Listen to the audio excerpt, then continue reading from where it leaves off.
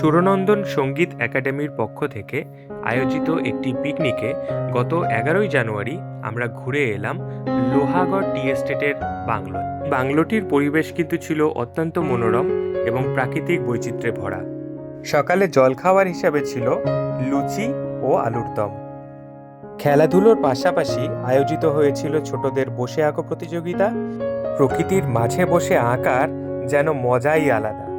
এরই পাশাপাশি ছোট থেকে বড় সকলের সুমধুর কণ্ঠে সেজে উঠেছিল মেহফিল। আসুন শুনে নেওয়া যাক।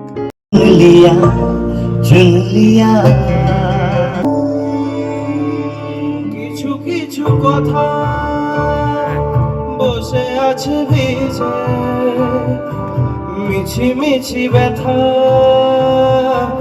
হয় নিজে নিজে।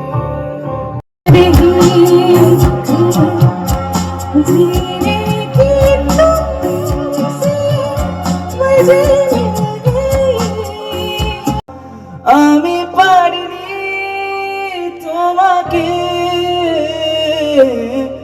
আপন করে রাখতে। नहीं है नहीं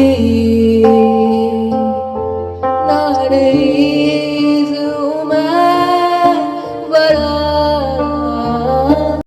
तुम्ही तुम्ही नाचो देखी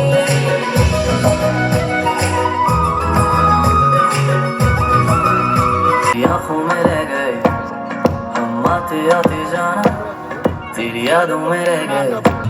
नया कोई गुल खिलाएगी, नया कोई गुल खिलाएगी, तभी तो चंचल है तेरे नैना, देखो ना।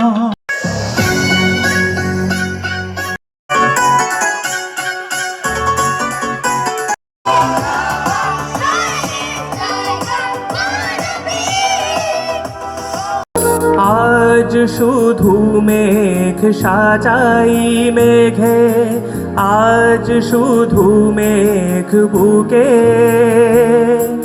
আজ শুধু বিষ ঢালবে আকাশ, বিষ মেশানোর সুখে। বাচ্চারা মেতে উঠেছিল চামচগুলি খেলার প্রতিযোগিতায়।